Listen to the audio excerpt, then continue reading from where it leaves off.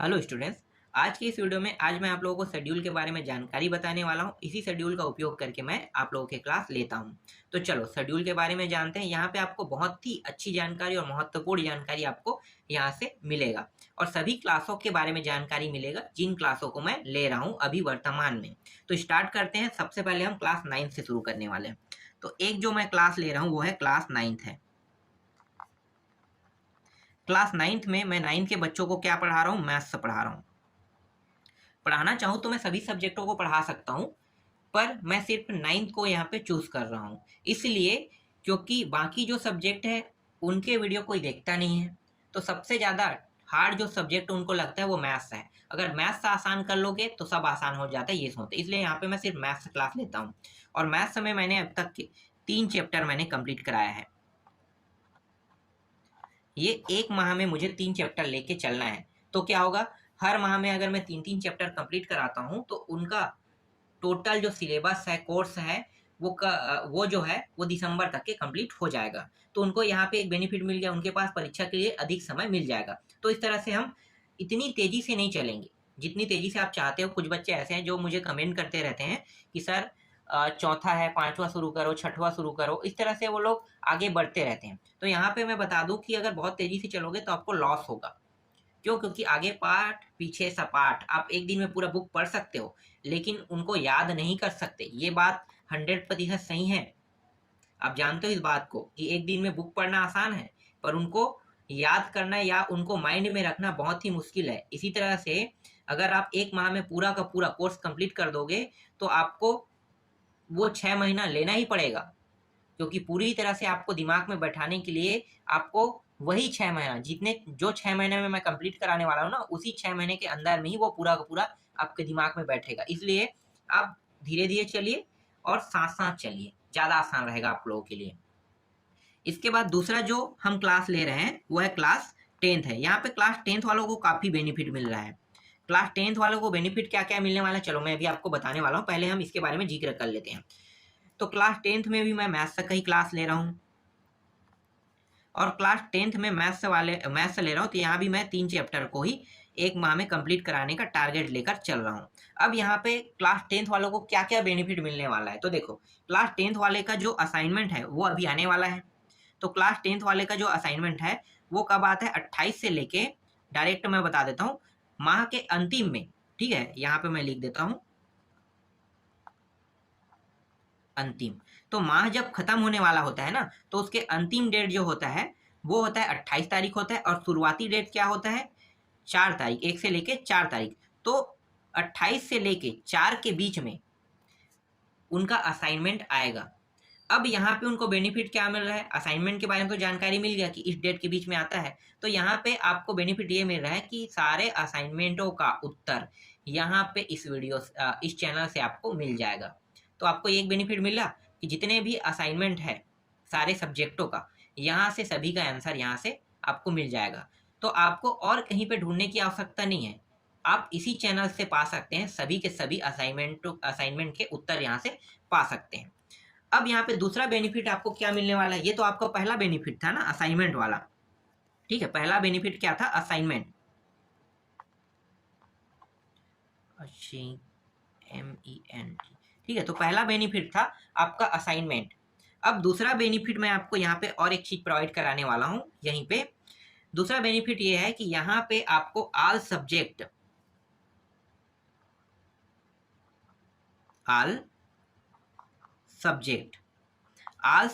के यहाँ पे आपको IMP क्वेश्चन मिलेगा, प्लस यहाँ पे IMP क्वेश्चन के साथ आपको मॉडल क्वेश्चन भी मिलेगा, मॉडल क्वेश्चन पेपर। ठीक है, तो मॉडल क्वेश्चन पेपर भी यहाँ से आपको मिल जाएगा। तो देखो ऑल सब्जेक्ट के IMP क्वेश्चन और मॉडल क्वेश्चन भी मिलेगा। और पिछले साल मैंने IMP क्वेश्चन और मॉडल क्वेश्चन बताया था दोनों, तो दोनों से क्वेश्चन आए थे। जिन्होंने IMP क्वेश्चनों से पढ़ाई किया था उनका ज़्यादा अंक बना है और जिन लोगों ने मॉडल क्वेश्चन से तैयारी किया था उनका कम अंक बना है। मॉडल क्वेश्चन में क्या होता है कि जो हमारे जो IMP क्वेश्चन है उसमें बहुत ज़्यादा क्वेश्चन रहता है, तो इसलिए वहाँ पे क्वेश्चन फंसने के चांसेस 100% होता है। जबकि मॉडल क्वेश्चन में क्या होता है कि वहाँ पे क्वेश्चन कम रहता है, वहाँ पे सिर्फ चुने हुए क्वेश्चन रहते हैं, उससे और कम करते हैं हम लोग, तो वहाँ पे फंसने के चांसेस क्या हो जाते हैं, कम हो जाते हैं। इसलिए आईएमपी क्वेश्चन पढ़ने वाले विद्यार्थियों के जो अंक आते हैं वो 75 में 60 अंक तक के जाता है, और मॉडल क्वेश्चन पढ़ने वाले विद्यार्थियों के जो अंक आते हैं वो 75 में 45 अंक ही पा सकते हैं। तो इस तरह से 15 अंक का यहाँ पे डिफरेंस हो रहा है। तो आईएमपी मैं यहाँ पे आपको सजेस्ट करूंगा कि आईएमपी ही पढ़ना, और साथ ही साथ मॉडल क्वेश्चन भी पढ़ लेना, कोई दिक्कत नहीं है, क्योंकि वहां भी वो क्वेश्चन आपको देखने को मिलेगा जो मॉडल क्वेश्चन में रहेगा वो आईएमपी में भी रहेगा, आईएमपी में जो रहेगा वो मॉडल क्वेश्चन में रहेगा, लेकिन आईएमपी में ज्यादा क्वेश्चन आपको पढ़ने को मिलेगा। तो ये बेनिफिट आपको मिलने वाला है। अब हम आते हैं क्लास 11 के बारे में। तीसरा जो मैं ले रहा हूं वो है क्लास 11 है। क्लास 11 में 2 क्लास चल रहा है, एक क्लास है मैथ्स का और एक क्लास है फिजिक्स का।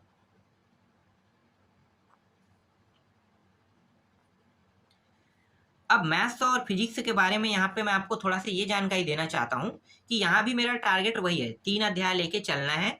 इस तरह से आपका दिसंबर में कंप्लीट हो जाएगा, सेम टारगेट है। लेकिन यहाँ पे आपको बेनिफिट क्या मिलेगा कि ये जो दोनों जो क्लास चल रहा है ना 11 का, मैथ्स और फिजिक्स, ये दोनों एनसीईआरटी बुक है।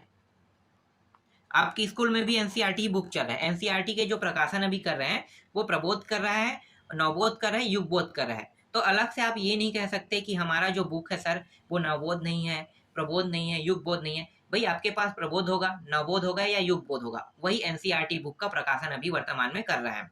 तो एनसीईआरटी बुक से हम पढ़ा रहे हैं, आपको मैथ्स पढ़ा रहे हैं और फिजिक्स पढ़ा रहे हैं, क्योंकि आपके 11th और 12th में डायरेक्ट एनसीईआरटी बुक से आपको पढ़ाया जा रहा है। अब आपको यहाँ पे बेनिफिट क्या मिलने वाला है, तो देखो यहाँ पे 2 बेनिफिट मिलने वाला है। यहाँ पे आप लोगों ने सुना होगा नीट के बारे में, और सुना होगा आप लोगों ने जेई के बारे में। ये नीट क्या है और जेई क्या है, नाम तो सुने सुना लग रहा होगा आपको। तो नीट से हम डॉक्टर बनते हैं और जेई से हम क्या बनते हैं, इंजीनियर। नीट क्या बनाते हैं, हमें डॉक्टर बनाता है, और जेई हमें बनाता है इंजीनियर।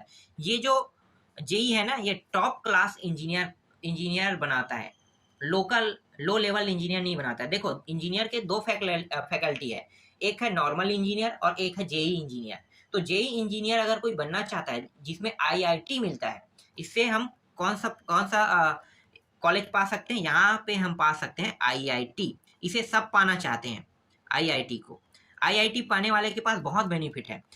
ये आईआईटी वाले जो बच्चे हैं ना, ये इसरो में जाता है, नासा में जाता है, बहुत से जगह में जा सकता है, और इनको पैकेज भी मिलता है ना, ये काफी अच्छा पैकेज मिलता है। अगर ये प्राइवेट जॉब करता है तो इनको करोड़ों का पैकेज मिलता है,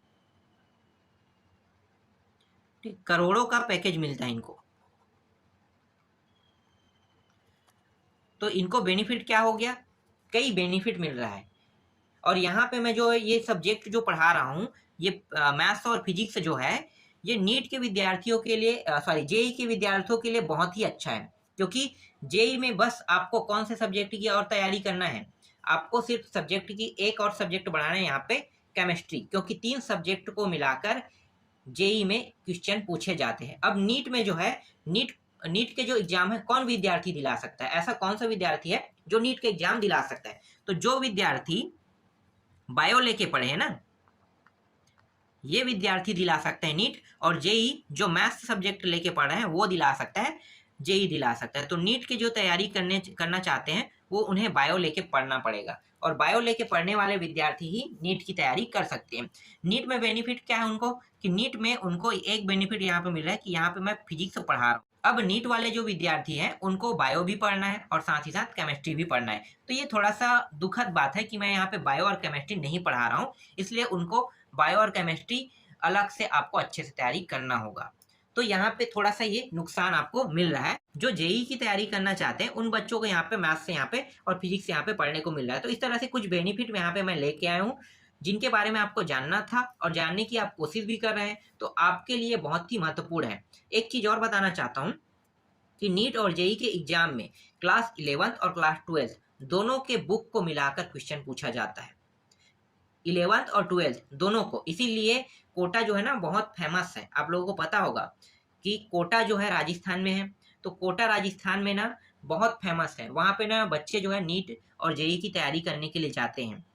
वहाँ पे नीट और जेई की तैयारी करने के लिए जो बच्चे जाते हैं वो 11th क्लास में जाते हैं, और 11th क्लास में जाके 11th का पूरा बुक वहाँ पे अच्छे से प्रिपरेशन करते हैं, फिर 12th का भी बुक प्रिपरेशन करते हैं। जब दोनों बुक अच्छे से तैयार हो जाते हैं, फिर वो लोग नीट और जेईई के एग्जाम में बैठते हैं। तो इस प्रकार से वो लोग तैयारी करते हैं। अगर आपको ये तैयारी करना है खुद से या मेरे थ्रू या अदर यूट्यूब चैनल के थ्रू करना चाहते हो तो वो कर सकते हो। फिलहाल मैं यहाँ पे नीट और जेईई की तैयारी नहीं करा रहा हूँ, मैं आपको सिंपल क्लास के माध्यम से आपको पढ़ा रहा हूँ आपके 11th और 12th को निकालने के लिए।